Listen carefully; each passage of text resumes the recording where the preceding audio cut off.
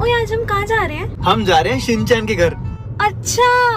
Keigo aunty कहाँ जा रही हो? अरे वाह, ये आवाज ना तू असली शिनचैन के आगे निकालियो। ठीक है, मैं ट्राई करूंगी। हाँ चल फिर मजा आएगा। आजा आजा, चुप क्यों रही है, आजा। मैं प्रैक्टिस कर रही थी शिनचैन की वॉइस की। ठीक है, तो अब ये करके दिखा। हाय दोस्तों, मेरा नाम है शिनचैन नोहारा, मेरी उम्र है 5 साल और मैं हूँ बेस्ट फ्रेंड तुम्हारा। हाँ हाँ, मैं भी बोल सकती हूँ। हाँ कर स्टार्ट। अच्छा 1 मिनट। हेलो दोस्तों, मेरा नाम है शिनचैन नोहारा और मेरी उम्र है 5 साल और मैं हूँ बेस्ट फ्रेंड तुम्हारा। इसने तो एकदम बढ़िया कर दिया।